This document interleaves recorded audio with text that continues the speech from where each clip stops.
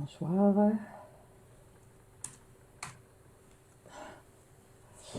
Bien le bonsoir et bienvenue à notre espace de psychanalyse pour tous. Bienvenue à tous. Donc Marie-Laure, bonsoir, toujours en rendez-vous, bravo. Donc je vais vous laisser arriver. René, bonsoir. Chantal, bonsoir. Slidine, bonsoir. Sandra.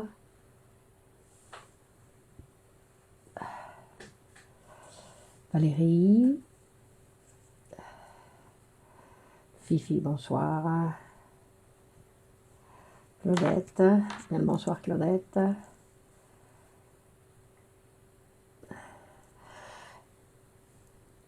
Donc bienvenue Nadia, bonsoir. Donc bienvenue encore une fois Olivier, Céline, bonsoir, à ce nouveau rendez-vous. Kate, bonsoir. Rose, bonsoir. Armand, bonsoir. Sabine. Donc à ce nouveau rendez-vous de psychanalyse pour tous du mardi à 21h, heure de Paris. Martine, bonsoir. Jean-Loup, bonsoir. Donc aujourd'hui, nous nous sommes proposés de parler de la neurasthénie, Camille, bonsoir. Donc vous vous rappelez que vous pouvez partager sur vos réseaux sociaux cette vidéo. Evelyne, bonsoir, pour que nous soyons plus nombreux à avoir accès à ce genre d'informations. Mirkov, bonsoir. Racine, bonsoir. Comment allez-vous? Comment allez-vous? Donc, vous ne prenez pas de vacances. Il n'y a pas de vacances de Pâques. Donc, Plume Violette, bonsoir. Faucia, bonsoir. Donc, pour ceux qui ne me connaissent pas, je m'appelle Clémence Lenis et je suis psychanalyste de l'école de poésie et psychanalyse Grupo Zero. Anne-Sophie, bonsoir. Fabienne, bonsoir. Bienvenue au rendez-vous. Hilal, bonsoir. Mila, bonsoir. Donc, aujourd'hui, nous sommes proposés, enfin, je vous ai proposé, Catherine, bonsoir. José, bonsoir, de parler un petit peu de ce qu'on appelle, Hakim, bonsoir. Carlos, Laetitia, de parler de la neurasthénie. Alors, quand on va parler des Dalal, bonsoir. Non, on va faire référence, rappelez-vous, on en a déjà parlé pour ceux qui ont déjà eu l'occasion de participer à ces vidéos. Katia, bonsoir. Qu'en psychanalyse, le diagnostic se fait seulement a posteriori. C'est-à-dire que mettre une étiquette sur les gens, Afid, bonsoir, Hakim, bonsoir, mettre une étiquette sur les personnes, sur les sujets, c'est quelque chose, non, qui va les limiter d'une certaine façon. C'est un petit peu comme maman disait, ce garçon, il est un petit peu nerveux, et puis après, le garçon, il va attraper cette phrase, et il va vivre nerveux toute sa vie, par exemple. Donc, il est préférable dans tous les cas et en plus parce que ça ne sert à rien, de cataloguer les sujets en leur mettant une étiquette, ça ne sert à rien. Non seulement ça ne sert à rien, sinon qu'en plus, bleu, lumière, bonsoir, non seulement ça ne sert à rien, sinon qu'en plus on va voir qu'il n'existe pas ou très rarement des névroses pures, une hystérie pure, une névrose obsessionnelle pure. Ligne, vente, bonsoir. Tina, c'est Tina. Ok. Donc c'est pour ça que ce que nous allons devoir faire en psychanalyse, c'est apprendre à écouter pour voir comment se présente chaque fois le patient, que le patient se va présenter à chaque fois d'une façon différente. Même quand on a l'impression qu'il vient, bonsoir Marie-Thérèse, Bénice, bonsoir, quand il se présente, qu'on a l'impression qu'il se présente, qu'il raconte les mêmes choses, qu'il se répète, c'est une impression. L'être humain n'a pas la capacité de répéter exactement la même chose. C'est-à-dire qu'on va voir avec quoi l'idée dont il nous a déjà peut-être parlé auparavant va apparaître associée à autre chose. Donc, l'écoute, c'est un élément donc essentiel. et Marie, bonsoir. Et donc, quand on parle de diagnostic, on va voir que le diagnostic, en fait, il va se faire en psychanalyse en parallèle avec le travail. Hein. Que la majorité des névroses bon, sont dans les névroses communes, la majorité des névroses communes sont combinées. Catherine, bonsoir. Une autre chose, Claire, bonsoir. Une autre chose qui est très importante, c'est que le diagnostic n'est pas phénoménologique. Et on ne va pas s'occuper de décrire ni l'apparence du patient, ni comment, Laurine, bonsoir, l'apparence du patient ou la description qu'il va nous présenter comme ces symptômes qu'il vient, il se présente, non, en général, il peut se présenter avec certains symptômes, et bon, ça ce sont les symptômes que le patient apporte. Nous allons apprendre à écouter pour voir de quoi vraiment il s'agit. Et donc ça va se faire lors du processus analytique. Donc quand on parle de neurasthénie, on parle des névroses actuelles. Donc dans ce qu'on appelle les névroses actuelles, il y a les névroses de transfert et il y a les névroses actuelles. Et dans les névroses de transfert, donc il y a l'hystérie, la névrose obsessionnelle, les phobies, Sandrine, bonsoir. Et dans les névroses actuelles, il y a la névrose d'angoisse, l'hypocondrie qu'on a déjà vu, la névrose d'angoisse aussi on l'a déjà vu, et la neurasthénie. Ce sont donc les trois névroses de la névrose, des névroses que Freud a dénominées actuelles. David, bonsoir. Donc, on va voir que Freud, il va nous dire que en 1895 ou 1893-94, Monia, bonsoir, Racine, bonsoir, donc en fait, donc elle n'est pas malléable, l'organisation psychique. C'est le sujet, non, face à cette organisation psychique, à ces différents mécanismes qui sont à sa disposition. Le sujet peut prendre une position, peut prendre une autre position, utiliser des mécanismes ou en utiliser d'autres. Donc c'est à chaque fois ça va être différent.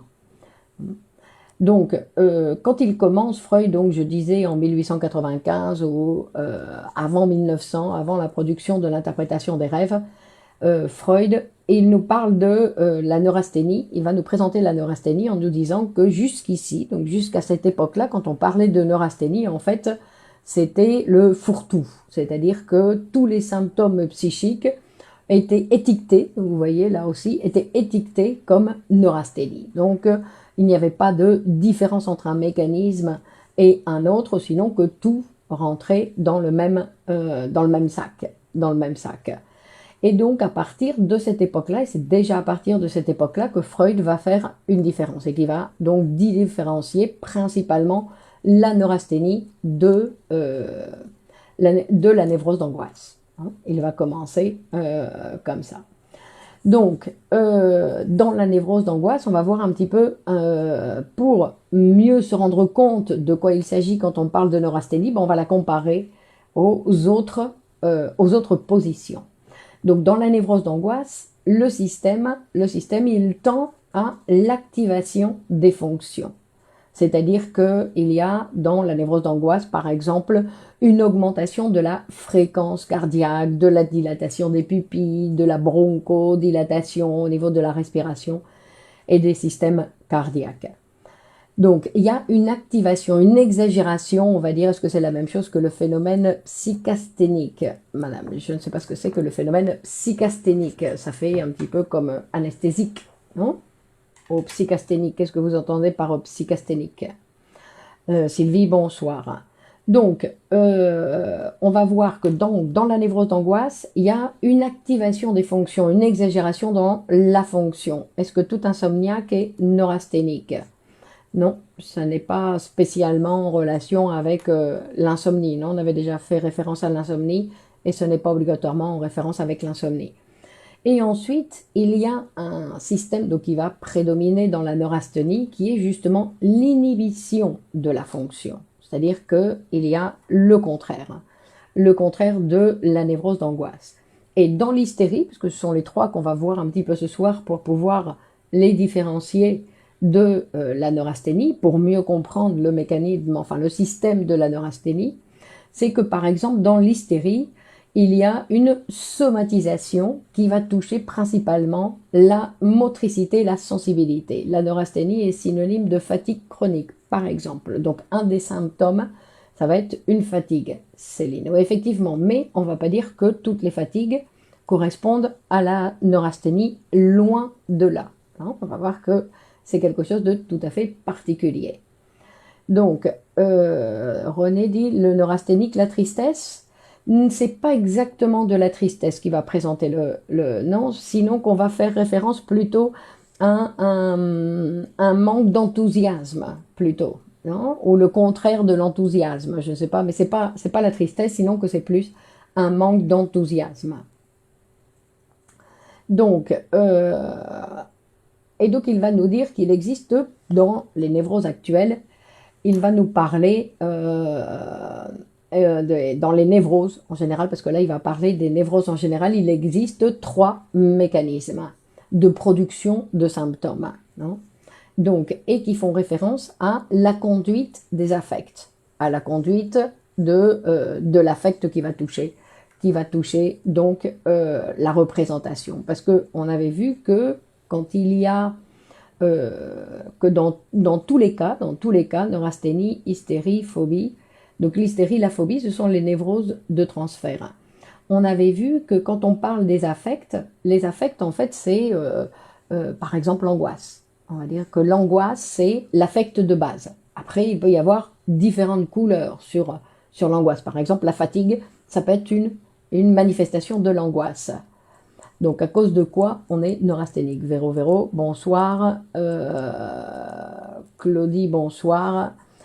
Donc, retour à la névrose infantile. Donc, effectivement, c'est un retour à la position infantile, pas la névrose infantile. Sinon, la position infantile dans les névroses de transfert.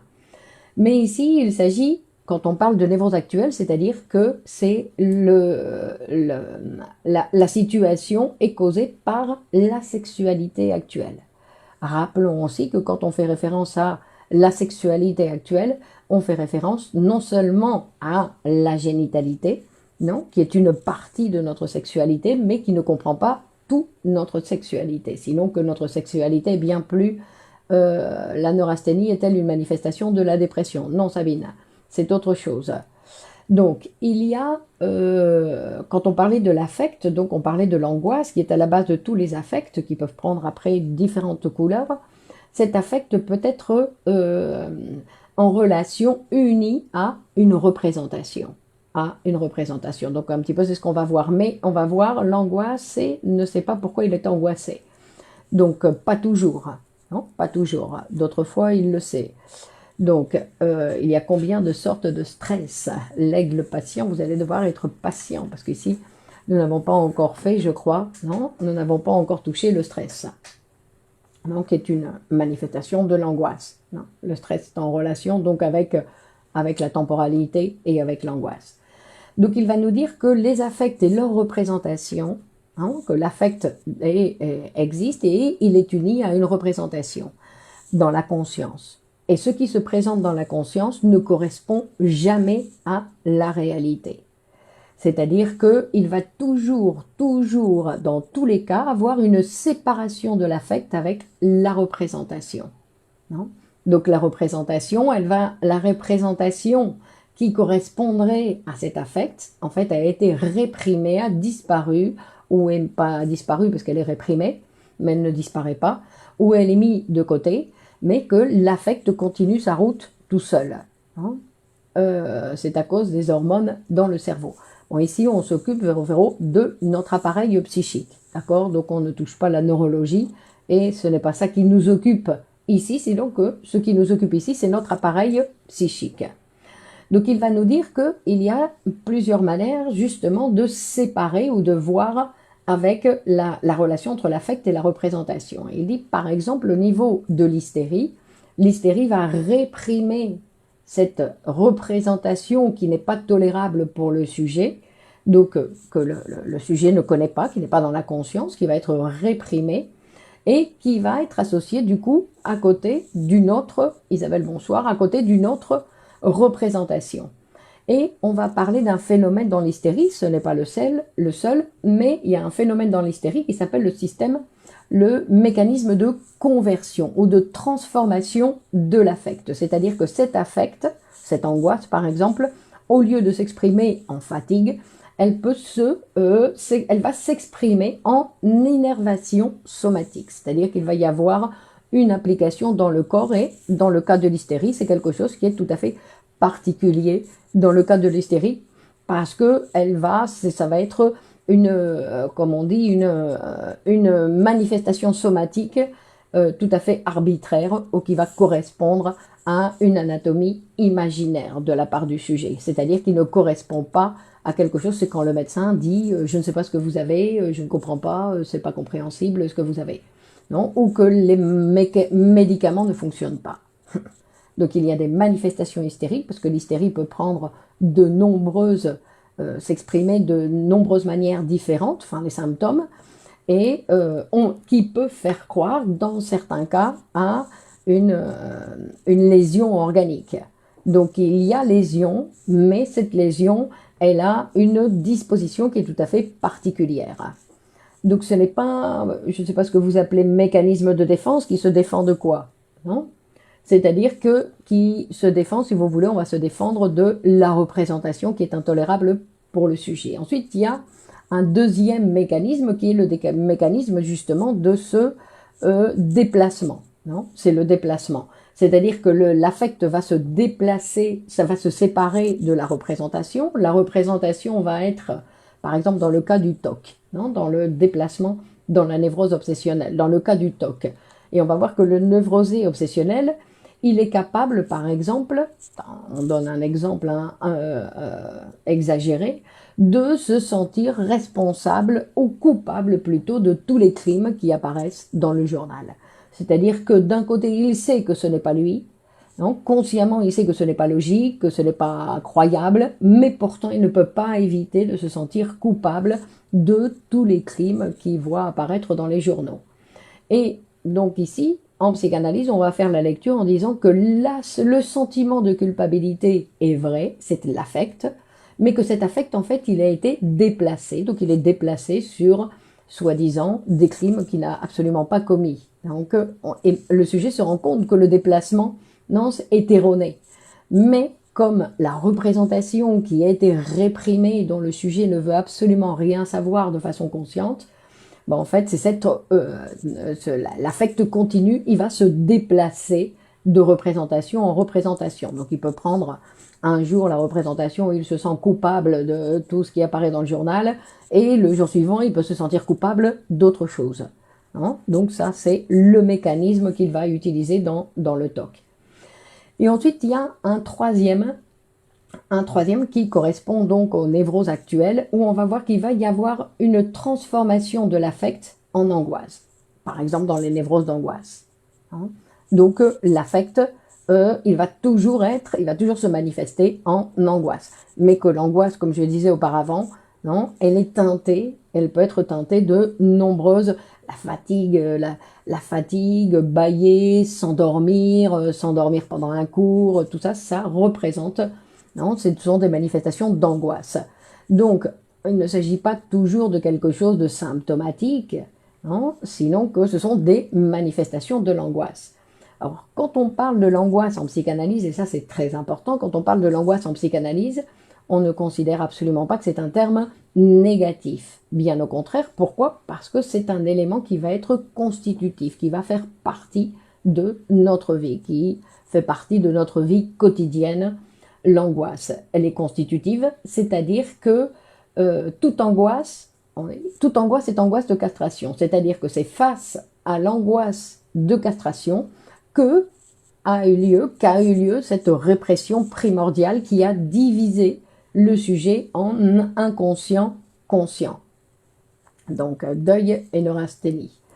Donc par exemple, c'est peut-être des choses qui peuvent arriver ensemble, mais que la neurasthénie n'est pas en relation directement avec le deuil.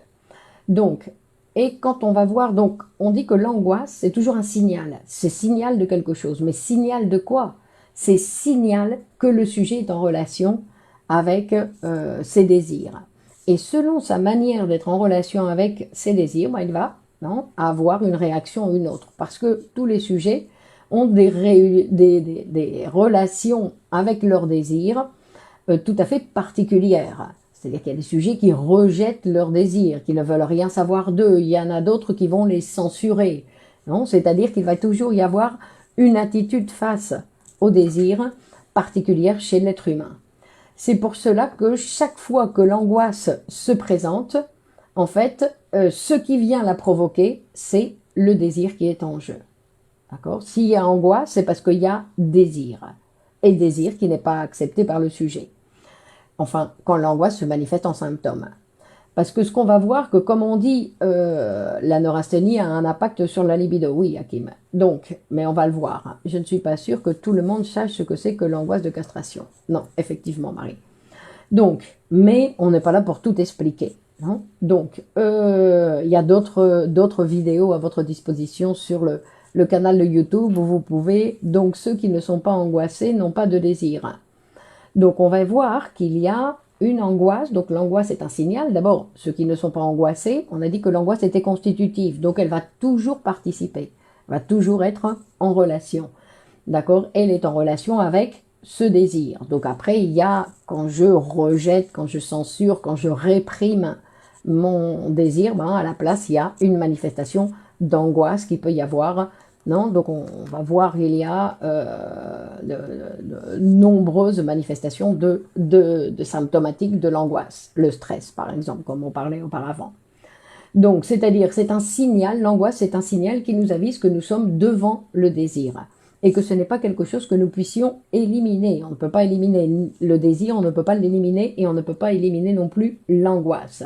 Ce qu'on doit apprendre à faire, et ça c'est ce qu'on va apprendre à faire dans un travail analytique en psychanalyse, c'est à nous débrouiller avec l'angoisse.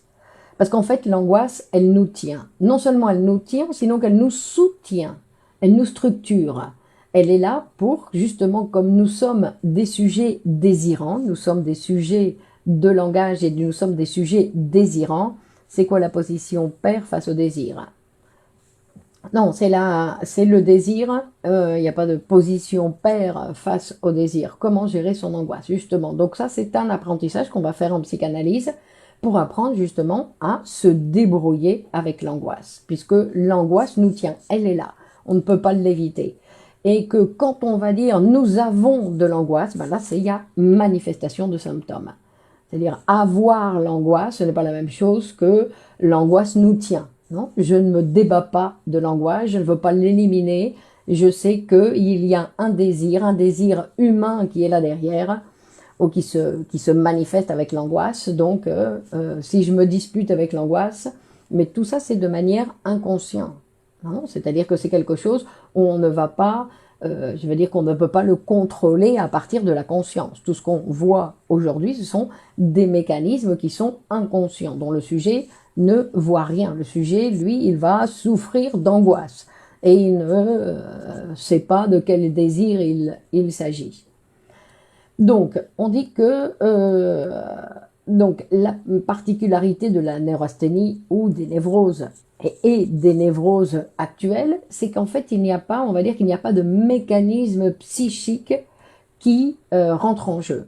Dans l'hystérie, dans la névrose obsessionnelle, ou dans la phobie, par exemple, le mécanisme qui rentre en jeu, c'est la répression. La répression, en plus, la régression. Donc, il y a des mécanismes psychiques qui rentrent en jeu. Alors que dans les névroses actuelles, il n'y a pas de mécanisme qui rentre en jeu. Puisque ce qui est en jeu, c'est en relation donc avec ce qu'on appelle notre sexualité. Non, ce sujet ample qui réunit de nombreuses choses de notre vie, ou pratiquement toute notre vie, on va dire, est sexuelle, puisque nous sommes des êtres sexuels, puisque toute notre formation est basée sur le fait que nous avons besoin de la reproduction pour nous maintenir l'espèce en vie, l'espèce humaine en vie. Donc nous sommes sexués et sexuels puisque nous parlons. Puisque nous sommes les seuls animaux qui savent qu'ils vont mourir. Et à partir de là, bien sûr, va Non, il va y avoir beaucoup de choses qu'il va falloir apprendre à élaborer. Donc, pas de névrose infantile dans la neurasthénie. Exactement, Marie-Thérèse. C'est-à-dire, mais la neurasthénie pure, c'est quelque chose qui est rare. Hein. Donc, ça peut être tout à fait associé avec d'autres, avec une autre névrose qui va utiliser le système de répression. Donc, il n'y a pas de mécanisme psychique dans la neurasthénie. Et dans la névrose d'angoisse non plus. Donc, on va voir que notre sujet psychique, notre appareil psychique, fonctionne toujours avec une certaine tension. C'est-à-dire que l'appareil psychique ne peut pas fonctionner sans tension, sans une certaine excitation. Il y a toujours une accumulation de tension, d'excitation, d'énergie qui sont nécessaires à notre vie quotidienne. Et d'ailleurs, pendant la nuit, nous allons utiliser cette énergie pour fabriquer des rêves.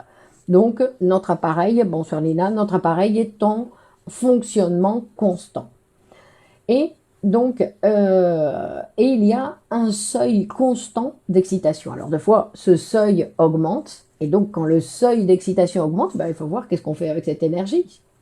Hein. Donc, à chaque fois, il y a une manière, on va dire, d'élaborer cette énergie ou de décharger cette énergie. Chez le patient neurasthénique, le seuil de constant d'excitation, ce seuil d'excitation, en fait, il est très bas. C'est-à-dire que le neurasthénique, la moindre excitation, ça se présente comme un désagrément, comme quelque chose qui est désagréable, c'est-à-dire qu'il est incapable de tolérer l'accumulation d'excitation. Donc, il va tout de suite devoir faire quelque chose pour élaborer cette excitation. Et par exemple, une manière, surtout chez les jeunes, d'élaborer cette excitation quand tout de suite ils ne peuvent plus. Alors, l'excitation peut venir ou de quelque chose de sexuel. Ça va être quelque chose de sexuel, mais on va dire que par exemple, étudier, il y a des jeunes qui ont des difficultés pour étudier parce que l'étude, ça provoque de l'excitation. Et donc, ils vont élaborer cette excitation, par exemple, avec la masturbation. Ou ils vont arrêter d'étudier parce que c'est intolérable, parce qu'il y a une excitation qu'ils ne peuvent pas gérer. Non. Donc, on va voir. Et on va voir que quand le sujet, parce qu'il n'est pas tout le temps dans cette position de ne pas pouvoir tolérer l'excitation, sinon que ça peut être cette difficulté du patient à tolérer, donc à élaborer ces stimulations qui viennent, en fait, c'est parce qu'il a des difficultés pour l'élaborer de façon psychique. C'est-à-dire qu'il a des difficultés à penser. Il a des difficultés parce que de façon psychique, ça veut dire penser, ça veut dire parler. Parce qu'en psychanalyse, quand on dit penser, ce n'est pas faire son petit spectacle dans sa tête, sinon que penser, c'est parler. On parle à voix haute. Penser, c'est parler à voix haute.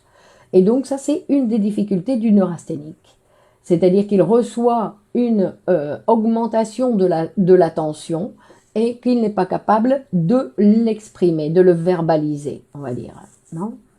L'étude provoque-t-elle de l'excitation ? Pour certaines personnes, l'étude provoque de l'excitation. Ils ne sont pas capables de rester, de s'intéresser. Ça commence à les intéresser et du coup, ça devient excitant. Et donc, ils arrêtent. Par exemple, étudier la psychanalyse, c'est quelque chose qui est excitant. Étudier les textes de Freud, c'est quelque chose qui est excitant. Et il y a beaucoup de gens qui ne peuvent pas parce que ça augmente trop et donc ils abandonnent. Par exemple, ils abandonnent ou ils vont élaborer cette excitation. Donc cette excitation qui devrait s'élaborer donc comme je dis de façon psychique, c'est-à-dire en verbalisant, en pouvant l'exprimer, parce que parler c'est une manière d'élaborer une tension, et donc ils vont le décharger en se masturbant.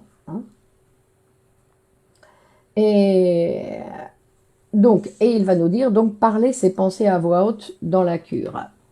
Oui, mais c'est penser à voix haute. Non, parce que c'est penser à voix haute dans la cure, mais aussi ailleurs. Je veux dire que si vous travaillez avec des collègues, que vous travaillez sur un projet, il faut penser à voix haute. Non, il faut penser à voix haute pour partager, pour écouter. Non, c'est ce qu'on appelle, il y a un mot anglais qu'on utilise pour échanger des idées, c'est-à-dire que chacun lance son idée, lance ses idées, ça c'est parler à voix haute. Inhibition, c'est une limitation des fonctions du moi ou d'autres fonctions. Non, pas simplement des fonctions du moi, parce que il y a des fonctions, il y a une inhibition de certaines fonctions organiques. Non, aussi. Donc, on va voir, comme on disait, donc dans les névroses actuelles, en fait, le facteur étiologique, Freud nous montre que le facteur étiologique dans les névroses actuelles est le sexuel, non, cette tension sexuelle qui n'est pas capable d'élaborer. Et donc il va essayer d'élaborer cette tension, de décharger cette tension, cette excitation, et qu'en général elle est élaborée d'une façon inadéquate ou pas tout à fait adéquate. Non, par exemple avec la masturbation, avec des éjaculations spontanées, c'est-à-dire pas dans une relation sexuelle normale. Non. Et, et on va voir aussi que les neurasthéniques, ils vont avoir donc certaines difficultés dans leur vie de couple, dans leur vie sexuelle de couple.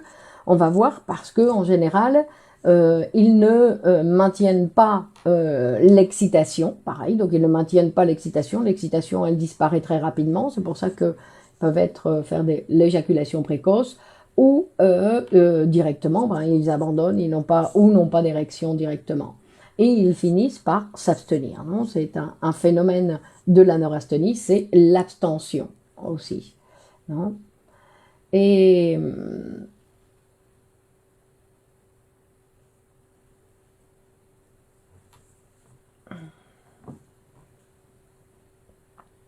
donc, dès que l'excitation dépasse le seuil tolérable pour lui, parce qu'il y a des gens, par exemple, qui disposent d'une plus grande énergie que d'autres personnes. Et avec une grande énergie, si cette grande énergie, elle n'est ni réprimée, ni censurée, elle est tolérée, ben, les personnes peuvent faire énormément, énormément de choses. Non, l'être humain peut faire énormément de choses. Mais chez le neurasthénique, la particularité, c'est que, Gabriela, bonsoir, que la particularité, c'est que justement, le seuil de tolérance est très bas. Donc on voit que la neurasthénie, c'est quelque chose qui peut être facilement travaillé, enfin facilement, il n'y a jamais rien de facile pour l'être humain, mais disons quelque chose qui est, non, quand on va commencer à pouvoir verbaliser et raconter les choses, ça va évidemment faciliter énormément pour le travail analytique, pour tolérer un petit peu plus la... Bonsoir Clémence, bonsoir tout le monde, quel est le sujet? Nathalie, je regarderai là. Donc, on disait que cette intolérance à l'excitation. Et cette intolérance à l'excitation, cette intolérance à l'accumulation, pas besoin de Viagra. En gros, pas besoin de Viagra. Oh. Bah, disons que ça ne va pas lui servir à grand-chose. Non, c'est-à-dire que, en fait, puisqu'il n'est jamais capable d'accumuler assez d'énergie pour réaliser ce qu'il a réalisé dans la vie quotidienne sans fatigue. C'est-à-dire qu'il y a toujours une fatigue qui va accompagner la réalisation de certains actes de la vie quotidienne parce qu'il manque d'énergie, ou alors des choses qu'il ne va directement pas réaliser parce qu'il n'a pas l'énergie nécessaire pour sa réalisation. Donc, ils peuvent souffrir, comme disait Céline, d'une fatigue constante, d'accord? C'est-à-dire que les activités peuvent être marquées par une fatigue constante et en plus une difficulté problématique du côté de l'éros en lien avec ses inhibitions. Pourquoi l'éros? Bon, ici, on est en train de voir, non, le côté dynamique du sujet, non? Donc, on n'est pas au niveau de la pulsion, sinon qu'on est au niveau de la description de l'énergie, on va dire. Donc, il y a des difficultés qui peuvent être excessives dans le développement du travail quotidien, dans le développement du travail professionnel, et une incapacité ou difficulté directement à maintenir des relations sexuelles. Hein, c'est-à-dire que l'impuissance est une caractéristique du patient neurasthénique. Donc on disait une fatigue marquée et ensuite une apathie un manque de goût, une diminution du rendement intellectuel, c'est-à-dire que les gens qui l'entourent peuvent le considérer un petit peu, on peut le considérer un peu comme un idiot, mais son intelligence est tout à fait normale, seulement que son énergie n'est pas accessible pour ça. C'est-à-dire qu'une fois que l'énergie, non, est redistribuée, on va dire qu'il y a la possibilité de l'élaboration, et donc la personne est tout à fait intelligente comme tout le monde, on va dire, comme tout le monde, bien que tout le monde n'ait pas la même intelligence, non? Parce que ça c'est un sujet qu'on pourrait donc traiter ici aussi, l'intelligence vue par la psychanalyse. Parce que l'intelligence, ce n'est pas quelque chose que nous avons, sinon c'est quelque chose qui va faire partie, non, Cécile, merci à vous, donc de nos relations sociales. Non, c'est quelque chose, l'intelligence va dépendre, comme de notre énergie aussi, de nos relations avec les autres. Et donc, il y a d'autres symptômes qui vont se présenter dans la neurasthénie. Par exemple, il y a, on va dire, j'ai la tête lourde. Il y a des dyspepsies aussi. Est-ce qu'une personne qui souffre de racéie peut retrouver son énergie par la psychanalyse? Oui. N'est-ce pas une forme de dépression? Ou alors, quelle est la différence? Non, parce que la dépression, c'est l'énergie. Non, la dépression, c'est l'énergie qui est restée dans le moi. Tandis que là, l'énergie ne reste pas dans le moi, disons que directement, c'est intolérable, la manifestation. Non, dès que le seuil d'énergie se présente, dès que l'excitation se présente, elle est intolérable. Dans la dépression, toute l'énergie est sur une partie du moi. Une partie du moi. Donc ensuite, on va parler aussi de symptômes comme la constipation. Non, et que la fatigue n'est pas en relation donc ni avec les heures de travail, ni avec les heures d'activité, ni avec les heures de sommeil. C'est-à-dire que le neurasthénique, c'est celui qui se réveille et qui est déjà fatigué. Non, l'intelligence serait la capacité de pouvoir travailler, sublimer de manière perpétuelle. Salma. Assia, bonsoir. Donc ça, il y a de nombreuses définitions sur l'intelligence. Et donc on va voir que tout comme dans la névrose d'angoisse, parce que la névrose d'angoisse, c'est principalement le problème dans la névrose d'angoisse, c'est la difficulté à attendre. À attendre que quand on dit chaque chose en son temps, eh ben, c'est cette difficulté à accepter que comme chaque chose en son temps, je comprendrai quand ce sera le moment que je comprenne, je pourrai faire ça quand ce sera le moment de le faire, quand c'est moi qui veux qui veut décider quand je... Non, c'est-à-dire que c'est un petit peu comme une bataille. C'est-à-dire, si l'on pense que la psychanalyse nous dit que celui qui commande dans l'appareil psychique, c'est l'inconscient, quand c'est la conscience qui veut commander à tout prix, bah, il y a un symptôme. C'est-à-dire que la conscience, elle est là pour provoquer. La conscience est un organe perceptuel, donc ce qu'elle représente toujours, ce sont des illusions. Donc si je me base sur mes illusions et qu'à partir de là, je veux faire fonctionner tout mon être en lui disant tu dois aller faire ça, tu dois tu veux ça, donc comment tu dois faire pour obtenir telle chose, alors que l'être humain, ben, il a une surdétermination psychique, sociale, et en plus il vit dans une société avec, comme on voyait la fois dernière, des modèles idéologiques de l'État, c'est-à-dire que c'est pas lui qui décide réellement ce qu'il va vivre, sinon il est organisé pour vivre telle vie ou telle autre vie, de la même façon qu'il va faire un symptôme avec tel mécanisme, c'est pas lui qui l'utilise. Non, s'il souffre d'un TOC, c'est pas lui qui a choisi le TOC, sinon que c'est quelque chose qui est déterminé par sa position psychique. Donc, et une chose qui est très importante dans ces névroses actuelles, c'est notre relation donc avec nos expectatives et avec nos attentes. C'est-à-dire que le névrosé, il va toujours être en relation avec ces questions en disant qu'est-ce que je vais faire. Donc d'un côté, il y a la question qu'est-ce que je vais faire, et de l'autre côté, il y a l'autre question qui est qu'est-ce qui va m'arriver, Et donc d'un côté, c'est-à-dire que c'est intéressant ces deux questions, parce que d'un côté, c'est qu'est-ce que je vais faire, c'est-à-dire qu'est-ce que je vais donner aux autres, et de l'autre côté, c'est qu'est-ce qui va m'arriver, c'est-à-dire qu'est-ce que le monde va me donner.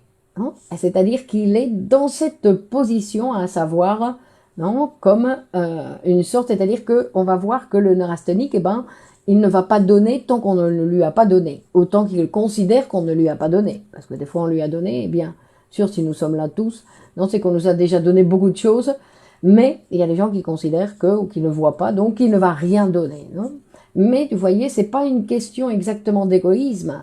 Après, ça peut se manifester par ça, mais c'est pas une relation directement avec l'égoïsme. Sinon, c'est une relation plutôt avec l'angoisse et plutôt avec l'attente. Ah, cette relation que certaines personnes ont avec leur avenir, avec la vie de demain, qu'est-ce qui va se passer demain, comment ça va se manifester, qu'est-ce que je vais faire, qu'est-ce qui va m'arriver.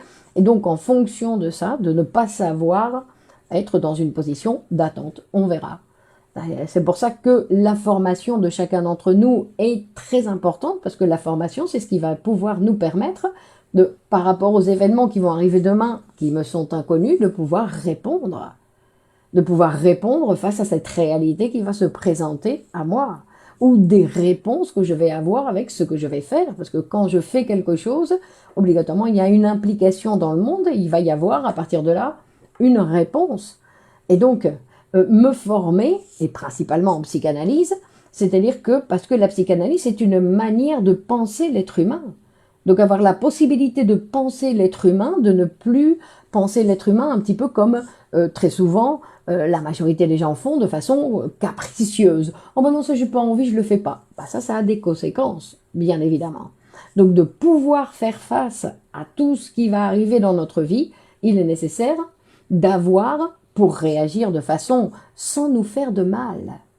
Parce que ce qu'il s'agit, c'est de pouvoir répondre à la réalité, non, autant donc la réalité de mes actions, comme la réalité du monde extérieur qui m'arrive, de pouvoir faire face à tout ça sans que ça me fasse mal, sans que ça produise de symptômes, sans que je m'écroule parce qu'il y a telle chose qui est arrivée dans ma vie.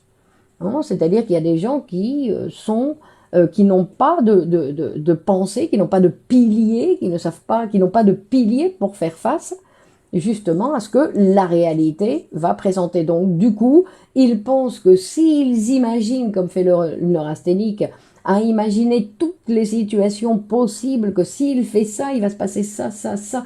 Donc, et en général, en plus, il imagine des choses qui ne sont pas en sa faveur, contre lui.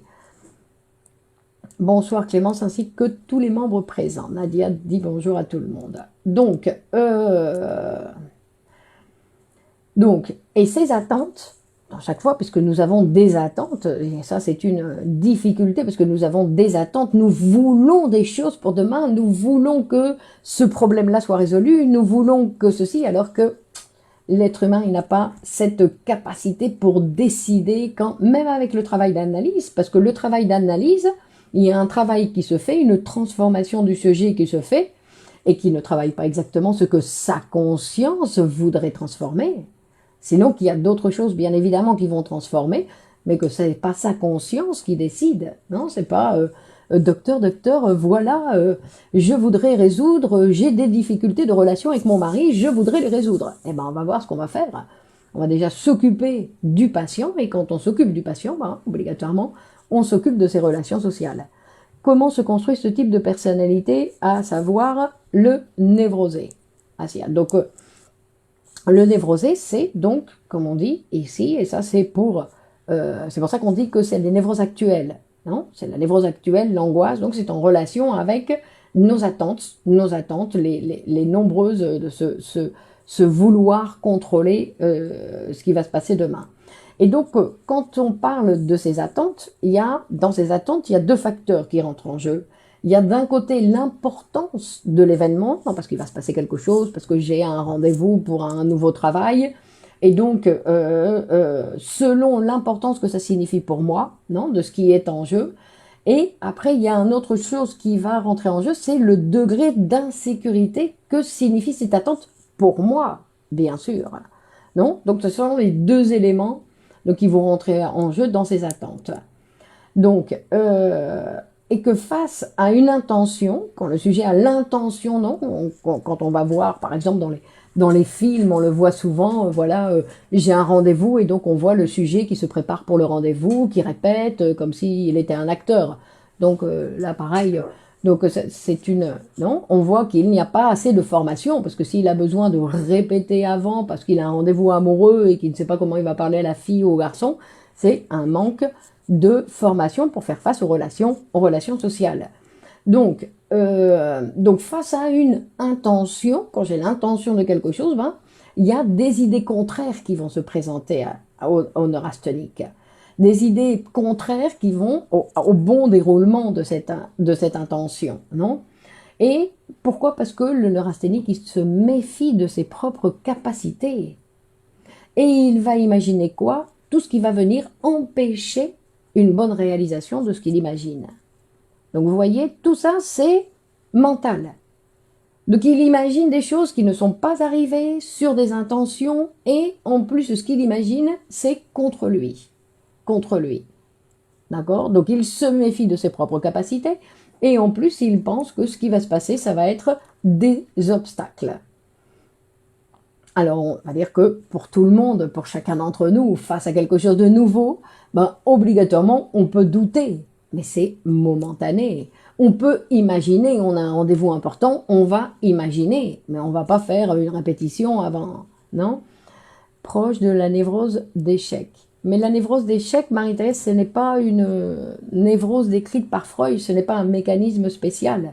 Quand on parle des névroses, non, quand on parle des névroses de transfert ou des névroses actuelles, ce sont des situations qui ont été étudiées par Freud et qui font partie du fonctionnement de l'appareil psychique. La névrose d'échec ou comme une fois j'ai entendu parler de la névrose d'abandon, ça ce sont non au niveau de la phénoménologie où on va décrire non par rapport au phénomène, mais ça n'a rien à voir avec le psychisme. Hein. Ici on fait référence au psychisme, à cet appareil qu'on ne voit pas, cet appareil qu'on ne voit pas, qui a des types de fonctionnement. Donc par rapport à la position du sujet, et la position du sujet, c'est toujours en fonction par rapport à sa situation face au complexe d'Oedipe. Parce que le désir qui ne le tolère pas, est en relation avec son complexe d'Oedipe. Et donc Freud dit que lui, il s'intéresse, et ça c'est très intéressant aussi, donc on disait que normalement, quand on est que la névrose n'a pas trop gagné notre vie, face à quelque chose de nouveau, donc on peut douter, c'est quelque chose, mais nous ne sommes pas nous tous neurasthéniques, mais c'est la question de degré qui diffère. Exactement, le degré de tolérance de l'excitation. Hein. Donc on va dire que face à quelque chose de nouveau, donc il y a une réaction qu'on va dire tout à fait normale, mais sans que ça s'étende. Mais pour le neurasthénique, le doute, alors ça s'étend complètement. Et donc, le problème du doute, bien évidemment, c'est que si je doute, je ne fais rien. Non, je ne passe pas à l'acte. Et donc, Freud, quand il fait, donc c'est une parenthèse, mais qui est intéressante, que Freud, il va s'intéresser aux névroses, pas spécialement pour les névroses en elles-mêmes, sinon que les névroses, c'est une exagération du phénomène. Vous voyez, une personne normale va douter parce qu'elle va se retrouver face à une situation nouvelle. Mais le neurasthénique, il va douter d'une façon complètement exagérée. Donc il nous montre le même mécanisme qu'il y a chez tout le monde. Il nous montre le même mécanisme, mais d'une façon exagérée. Donc il dit qu'en fait la névrose, c'est une sorte de microscope. C'est quelque chose qui va, une sorte de loupe plutôt, donc qui va nous montrer de façon exagérée le fonctionnement de l'appareil psychique. Donc, comment la psychanalyse peut régler des anomalies? Donc ce n'est pas la psychanalyse ne s'occupe pas des anomalies et ne s'occupe pas non plus spécialement des traumatismes conjoncturels. Elle s'occupe du sujet psychique. Et en s'occupant du sujet psychique, il va y avoir bien évidemment des conséquences qui vont provoquer, parce que si je pense que c'est mon appareil psychique qui détermine cette partie de moi dont je ne connais rien, tant que je ne suis pas en analyse, donc cette partie de moi dont je ne connais rien, qui va provoquer les choses dans ma vie, si je me psychanalyse, j'utilise directement, je m'occupe directement de la machine qui produit Quelle différence entre hypersensibilité et neurasthésie? Alors, non, l'hypersensibilité, on avait dit que c'était quelque chose qui était plus en relation, donc avec l'exagération, avec de l'angoisse, non? Donc, avec l'angoisse. Donc, il va nous dire que les névroses, bon, c'est une sorte, non, de loupe qui nous permet de mieux voir le fonctionnement de l'appareil psychique, puisque Freud, ce qui l'intéresse, c'est l'étude du fonctionnement de notre appareil psychique. Et par exemple, donc, je vais présenter un exemple pour faire la différence entre ce qu'on pourrait penser comme une manifestation d'un neurasthénique et la manifestation dans une hystérie. Non? Donc ça, c'est quelque chose qui est intéressant. On va voir, par exemple, quand une mère qui doit donner le sein à son enfant, qui doit alimenter son bébé, la neurasthénique, on va dire la neurasthénique, elle va sentir sentir qu'elle a de grandes craintes face au fait de devoir alimenter son bébé. Et elle va imaginer des tas de situations, des accidents possibles, des dangers possibles, etc. Donc elle va se faire un film catastrophique, non? Et qu'elle va donc énormément souffrir, parce que bien sûr ce genre de film, ça fait souffrir. Mais Freud dit qu'en fait finalement, elle va donner à son enfant à manger, elle va donner le sein, et sans trop de problèmes, mais sans trop de problèmes dans l'action, c'est-à-dire que l'enfant va manger, mais qu'elle, elle va être tourmentée par des doutes, par des craintes et par la crainte de ne pas le faire correctement. Alors que dans l'hystérie, ce qui se présente dans l'hystérie, c'est quelque chose de différent. C'est-à-dire que l'hystérique va penser, la maman hystérique, elle va penser que bien évidemment, elle veut donner à manger à son enfant, qu'elle n'a aucun doute que, évidemment, elle veut le faire, elle le désire, elle veut le faire. Mais il y a une représentation qui va être réprimée, il y a quelque chose d'inconscient du sujet qui va être réprimé, non, qui est le mané, et c'est-à-dire quelque chose que elle ne va pas se voir. Je dis elle parce que on parle de la maman. Donc elle ne va pas voir, puisque elle est persuadée dans sa conscience que elle veut, mais si, je veux donner à manger à mon enfant. D'accord? Mais que, en fait, cette représentation, donc qui va être réprimée, donc qui va passer à inconscient, elle va se manifester, donc on disait avant, ensuite par une innervation somatique, c'est-à-dire qu'il va y avoir une manifestation du soma. C'est-à-dire qu'il va y avoir quelque chose dans le corps qui va se manifester. Donc l'hystérique n'a pas conscience de ses craintes. Elle n'exprime pas ses craintes, non, elle est sûre d'elle. Elle dit vouloir nourrir son enfant. Non? Mais quand elle doit passer à l'acte, quand elle doit le faire, elle se comporte comme si elle ne voulait pas. Et ça provoque des symptômes. Et ça va provoquer des symptômes, par exemple, elle va avoir très mal au sein, là, non? Au sein pour alimenter l'enfant, par exemple. Non? C'est-à-dire qu'il va y avoir des conséquences. Et donc elle va dire, ce n'est pas de ma faute, regardez, je ne peux plus donner à manger à mon enfant parce que j'ai ça. Pourtant, moi, je voulais le faire, Donc il y a une sorte de contradiction, non, entre le désir de vouloir le faire et quelque chose d'inconscient qui va s'y opposer et qui va provoquer donc une somatisation. On ne naît pas neurasthénique, on le devient, c'est donc le rapport mère-enfant qui est à l'origine oedipien. Donc on va voir, non justement, donc on dit que ce n'est pas, c'est en relation avec l'actualité du sujet, d'accord? C'est l'actualité du sujet dans les névroses actuelles, c'est l'actualité de comment il fait pour gérer cette énergie. Non?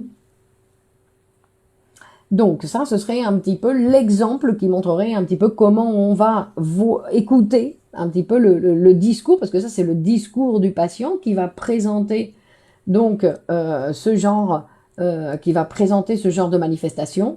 Dans un cas, la neurasthénique et de l'autre cas, l'hystérique. Et donc, et on va voir que quand on parle aussi, ce qui est intéressant, c'est-à-dire que normalement avec notre énergie, nous devons avoir la possibilité de pouvoir élaborer nos excitations de manière psychique. Parce que nous pouvons élaborer notre excitation d'une manière somatique et nous pouvons élaborer notre excitation d'une manière par voie psychique. Et donc, dans les névroses actuelles, la voie psychique n'existe pas directement. La voie psychique n'existe pas. Donc, ni dans le cas des névroses d'angoisse, ni dans le cas de l'hypocondrie, ni dans le cas de la neurasthénie. C'est-à-dire qu'il n'y a pas là cette capacité d'élaborer verbalement, de penser et d'exprimer, on va dire, ce qui arrive. C'est pour ça que le fait de pouvoir parler, et en plus dans un cadre adéquat, c'est-à-dire avec l'écoute adéquate, va permettre au sujet de pouvoir réorganiser, on va dire d'une certaine façon, son énergie, l'élaboration de ses stimulations, de ses excitations, hein, au lieu que toujours ça se fasse, parce qu'en fait il reçoit une énergie, une excitation au niveau du soma, et il va l'élaborer au niveau du soma.